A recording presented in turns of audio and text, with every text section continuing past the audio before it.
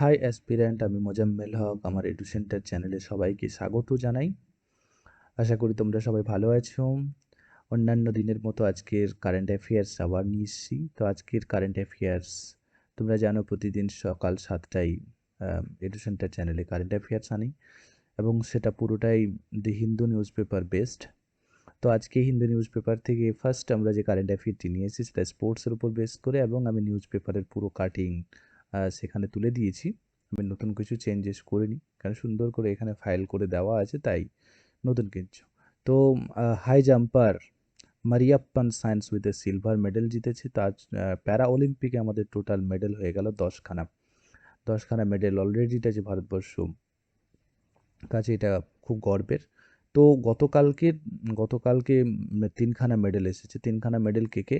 মারিয়াপ্পান সম্পর্কে আমরা দেখে নেব যে মারিয়াপ্পান কোথা থেকে, তামিলনাড়ু থেকে বিলংস করে, এবং তিনি কোন স্পোর্টসের বা কোন খেলার সাথে যুক্ত, সেটা হচ্ছে হাই জাম্পের সাথে যুক্ত, এবং তিনি এটা হচ্ছে টোকিও অলিম্পিকে সিলভার মেডেল জিতেছেন। তারপরে সারাদ সম্পর্কে যদি দেখি, সারাদের বাড়ি হচ্ছে বিহার, এবং তিনি কোন খেলা থেকে বিলংস করে, তিনিও হাই জাম্প থেকে, এবং তিনি ব্রঞ্জ মেডেল জিতেছে। তার সাথে সাথে সিংরাজ যদি দেখি, সেটা হরিয়ানা থেকে তিনি বিলংস করে, এবং তিনি কার সাথে, তিনি শুটিংয়ের সাথে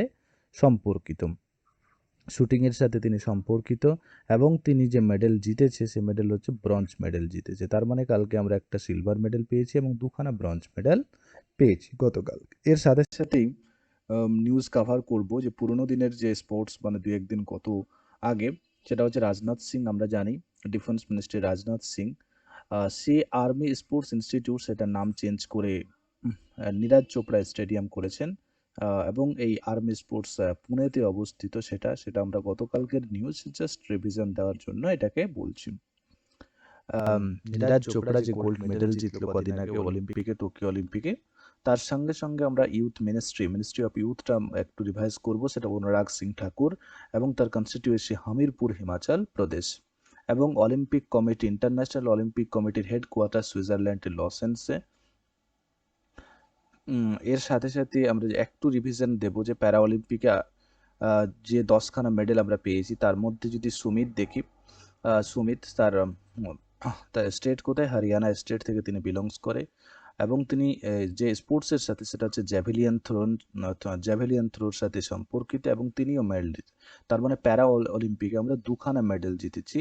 একটা হলো যে সুমিতের ক্ষেত্রে, আর আভানির ক্ষেত্রে আমরা দেখেছিলাম। আর আভানি, তিনি কোন খেলার সাথে যুক্ত ছিলেন, শুটিংয়ের সাথে যুক্ত ছিলেন, এবং শুটিংয়ের সাথে তিনি গোল্ড মেডেল। তার মানে 2খানা আমরা প্যারা অলিম্পিকে মেডেল পেয়েছি, এবং অলিম্পিকে 1খানা মেডেল, সেটা হচ্ছে নীরাজ চোপড়া। তার সাথে সাথে অন্য যে মেডেলগুলো আমরা এখানে ইন্ডিয়া পেয়েছে, তার মধ্যে হচ্ছে ঝাঝারিয়া ঝাঝারিয়া তিনি রাজস্থান থেকে বিলংস করে, এবং তিনি কোন খেলার সাথে যুক্ত যদি হয়, তিনি জ্যাভেলিয়ন থ্রো, এবং তিনি যে সিলভার মেডেল জিতেছেন প্যারা অলিম্পিকে। এবং সুন্দরের যদি দেখি, তার স্টেট কোনটা, রাজস্থান স্টেট থেকে বিলংস করে, তার খেলা হচ্ছে জ্যাভেলিয়ন থ্রোর সাথে যুক্ত, এবং তিনি মেডেল জিতেছেন ব্রঞ্জ। একই সাথে যোগেশের ফাইল যদি দেখি, তিনি তার স্টেট হচ্ছে হরিয়ানা স্টেট থেকে বিলংস করে, এবং ডিসকাস থ্রোর সাথে সম্পর্কিত তিনি, এবং তিনি মেডেল জিতেছেন সিলভার মেডেল। জাস্ট টোটাল আমাদের 10খানা মেডেল হলো। যোগেশ, সেটা আমি অলরেডি বলেছি, এবং এখানে বিনোদের নিউজটা আমি আগে কভার করেছিলাম। বিনোদ অলরেডি তার যে ডিসএবিলিটি ক্লাসিফিকেশনে এলিজিবল হয়েছে, সুতরাং এই মেডেলটাকে ব্রোঞ্জ মেডেল জিতেছিলেন, সেটাকে বাদ দেব। এখানে নিশাদের যদি দেখি, হিমাচল প্রদেশ থেকে তিনি বিলংস করে, এবং সিলভার মেডেল তিনি জিতেছেন। আর যদি এর ক্ষেত্রে দেখি, ভাবিনা প্যাটেল তিনি গুজরাট থেকে বিলংস করে। আমাদের ফার্স্ট ডে ইনি জয় এনেছিল সিলভার মেডেল। আর বিনোদের কেসটা আমরা কি করব, এটা ইনএলিজিবল হয়েছে, সুতরাং এই কেসটাকে আমরা ডিসকার্ড করব। ন্যাশনাল স্পোর্টস ডে আমরা 29 আগস্ট সেলিব্রেট করে থাকি রাষ্ট্রীয় খেল দিবস হিসাবে, এবং এটাকে 29 আগস্টকে আমরা সেলিব্রেট করে থাকি অ্যাকচুয়ালি কমেমোরেট করার জন্য। কাকে? মেজর ধ্যানচাঁদকে কমেমোরেট করার জন্য এই দিনটিকে সেলিব্রেট করা হয়ে থাকে। আমরা স্পোর্টস মিনিস্টারই বললাম, অনুরাগ সিং ঠাকুর, হামিরপুর, এটা অলরেডি বলেছি আমি।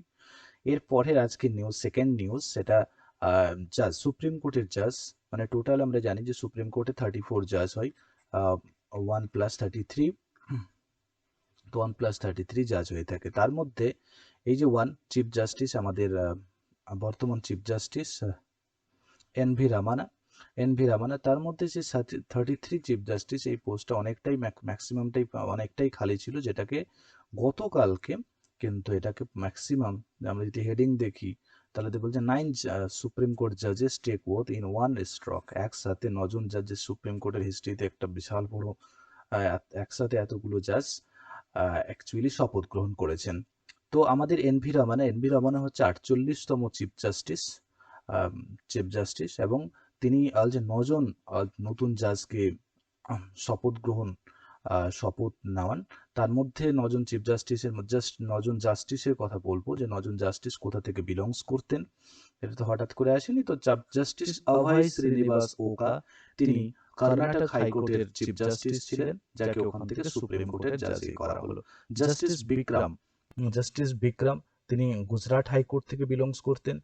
জিতেন্দ্র কুমার মাহেশ্বরী তিনি অন্ধ্রপ্রদেশ হাইকোর্ট এবং সিকিম হাইকোর্ট থেকে বিলংস করতেন। জাস্টিস হিমা কোহলি যিনি তেলেঙ্গানা হাইকোর্ট থেকে বিলংস করতেন। জাস্টিস নাগারত্না তিনি কর্ণাটক হাইকোর্ট থেকে বিলংস করতেন। সিটি রবি কুমার তিনি কেরালা হাইকোর্ট থেকে বিলংস করতেন। এম সুন্দরেশ তার মানে মাদ্রাজ হাইকোর্ট থেকে বিলংস করতেন।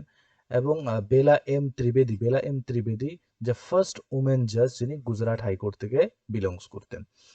PS নরসিমা যিনি একজন সিনিয়র অ্যাডভোকেট, তাহলে টোটাল 9 জন জাজকে একসাথে কি করা হয়েছে, অ্যাপয়েন্ট করা হয়েছে। তারপরে এটাকে আমরা যেহেতু সুপ্রিম কোর্টের কথা বলছি, সুপ্রিম কোর্ট অ্যাকচুয়ালি আমাদের ভারতীয় কনস্টিটিউশনের, এটা অনেক ডিটেলস টপিক। তো আমাদের ভারতীয় কনস্টিটিউশনের 124 থেকে 147 নম্বর পার্ট, 47 নম্বর আর্টিকেল এবং পার্ট নম্বর 5-এ এই সুপ্রিম কোর্টের কথা বলা হয়েছে। এবং জাজ টোটাল কত হবে? জাজ টোটাল 1+33, মানে একজন চিফ জাস্টিস হবে এবং 33 জন জাজ হবে।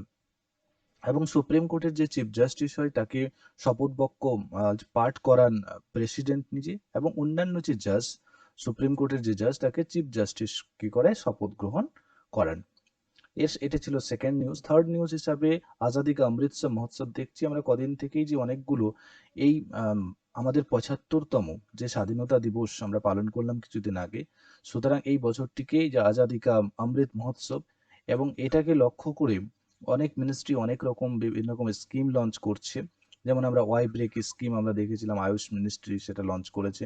ঠিক একই রকম ভাবে আরেকটি স্কিম, সেটা দুলহাস্তি পাওয়ার স্টেশন, দুলহাস্তি পাওয়ার স্টেশন এই আজাদি কা অমৃত মহোৎসব উপলক্ষেই কিন্তু তারা একটা, জাস্ট এই নিউজটাকে কভার করার একটাই, দুলহাস্তি পাওয়ার যে station hydro electric power point, এটা কোথায় অবস্থিত? চেনাব নদীর ওপরে জম্মু কাশ্মীরে অবস্থিত। এটা 1985-তে শুরু হয় এবং 2007-এ এসে শেষ হয়। এর সাথেই আমরা নিউজটা কভার করেছিলাম ওয়াই ব্রেক অ্যান্ড এটা yoga app, ministry of yoga কার কাছে রয়েছে? আয়ুষ মিনিস্ট্রি কার কাছে রয়েছে? সর্বানন্দ সোনোয়ালের কাছে। তারপরে G20 কনফারেন্স, এটা একটা ফোর্থ নিউজ হিসাবে আমরা আছি। G20 আমরা জানি যে কান্ট্রি, G20 কান্ট্রিতে টোটাল অ্যাকচুয়ালি G4 এখানে গ্রুপ অফ কান্ট্রি, মানে 20টা দেশের সমূহকে একসাথে আমরা কি বলছি? একসাথে G20 কান্ট্রি বলছি। তো G20 কান্ট্রির মধ্যে 19+1 মানে হচ্ছে ইউরোপিয়ান ইউনিয়ন। এখানে ইউরোপিয়ান মানে 19টা দেশ রয়েছে, প্লাস হচ্ছে একটা ইউরোপিয়ান ইউনিয়ন, মিলে হচ্ছে টোটাল G20, এবং ইন্ডিয়া এর পার্ট রয়েছে। তো যাই হোক, তো এখানে বিভিন্ন রকম মিনিস্ট্রিয়াল মিটিং অর্গানাইজ হয়ে থাকে G20। তো G20 যে সামিট, এবার 2020 যে সামিট সেটা সৌদি আরবে হয়েছিল, সেটা সম্পর্কে আমরা বলবো। তার আগে জাস্ট মিটিং দেখি যে কতগুলো মিনিস্ট্রিয়াল মিটিং, যেমন মিনিস্ট্রিয়াল মিটিং 26 তারিখে হেল্ড হয়েছিল। Union minister women and child development আমরা জানি স্মৃতি ইরানি, এবং আমেঠি হচ্ছে তার কনস্টিটিউয়েন্সি। তো প্রথমবারের মতো উমেন এবং চাইল্ড ডেভেলপমেন্টের উপর, উমেন এম্পাওয়ারমেন্টের উপর কি হলো, এই মিটিংটা হলো। যে মিটিং ইন্ডিয়াকে রিপ্রেজেন্ট করেছে actually union minister of women and child development Smriti Irani. এবং সেখানে যে ডিসকাশনে যে টপিক বা যে টপিকটা নিয়ে আলোচনা হয়েছে, সেটা অ্যাড্রেসিং করা হয়েছে জেন্ডার এবং উমেন সেন্ট্রিক যে ইস্যুগুলো, সেই ইস্যুগুলোকে তুলে ধরা হয়েছে। তার সাথে সাথেই আমরা G20 যেহেতু এসেছি, G20 সম্পর্কে আরো কতগুলো পয়েন্ট আমরা মেনশন করব। যেমন G20 থেকে আমাদের আরও যে ইম্পর্টেন্ট নিউজগুলো রয়েছে, যেমন হচ্ছে G20 লেবার এবং এমপ্লয়মেন্ট কিছুদিন আগেই মিনিস্ট্রিয়াল মিটিং হয়েছিল, এবং আমাদের লেবার অ্যান্ড এমপ্লয়মেন্ট মিনিস্ট্রি থেকে সেই সময়ই অ্যাটেন্ড করেছিল হচ্ছে শ্রী সন্তোষ গ্যাংওয়ার। এটা তো এখন চেঞ্জেস হয়ে গেছে, তো নতুনভাবে এখন যে ministry of labour and employment কার কাছে, ভূপেন্দ্র যাদবের কাছে রয়েছে, যিনি রাজ্যসভা এমপি ফ্রম মধ্যপ্রদেশ।